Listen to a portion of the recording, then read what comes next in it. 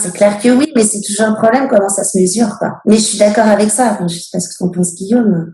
Ben, émotion, c'est le message et la créativité, et confiance, c'est aussi apporté par la data.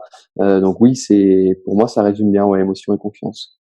Mais quand on arrive, encore une fois, concrètement, quand on arrive vers son DG et qu'on lui dit je vais faire une formidable campagne de communication qui va générer de la confiance et de l'émotion, honnêtement, il n'est pas loin de vous rire au nez s'il n'est pas sensibilisé au nouveau challenge de la com. Et émotion et confiance sont des mots-clés, hein, on est bien d'accord.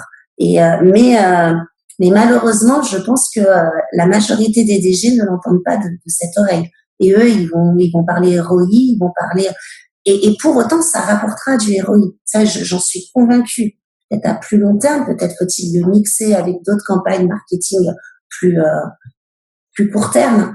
Mais le problème, c'est voilà, c'est que le DG n'entendra pas de cette façon-là. Enfin, je sais pas si vous voulez tenter l'expérience de parler d'émotion et de dire, ouais, je crois que je dépense 40 000 euros dans cette campagne pour gagner en émotion.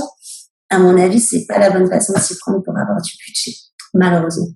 En tout cas, ce qui est sûr, c'est que je pense que c'est à nous d'aider les clients, enfin les community managers, les directions marketing, à avoir ces chiffres et à amener les bons arguments. Dans un métier qui est neuf comme ça, on peut pas laisser l'annonceur trouver lui-même dans la jungle du marketing d'influence et tous les KPI, ceux qui sont pertinents à montrer dans la campagne. C'est à l'expert de collaborer avec le client pour choisir et montrer les bons KPI. Et les communicants sont assez moteurs et ont vraiment envie de ça. Je pense que moi, quand j'en discute à droite, à gauche avec d'autres personnes du marketing et de la com, on n'a pas peur de la transfo digitale, on n'a pas peur d'être mesuré. Au contraire, en fait, au final, on l'attend. Et y a eu une époque, je pense qu'il faut se l'avouer. Moi, ça fait 15 ans que je fais de la com maintenant.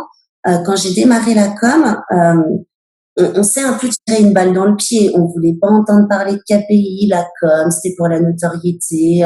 On était complètement différent du marketing. Il fallait pas nous mélanger, hein.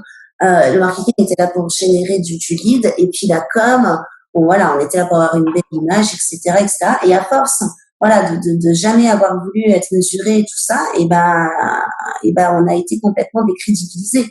Donc, et aujourd'hui, les DIRCOM ont vraiment changé leur mentalité et ont envie de ces mesures, ils ont envie de ces outils, des outils que Guillaume, enfin que Rich, que Cision peut proposer et tant d'autres pour justement aller chercher ces KPI, aller utiliser cette data, cette intelligence artificielle, bref, pour embrasser la transformation digitale. Ils sont demandeurs. Enfin, je sais pas ce qu'en pensent les gens qui nous écoutent, mais je crois vraiment qu'on fait partie d'une catégorie de métiers qui voit la transfo digitale comme une opportunité.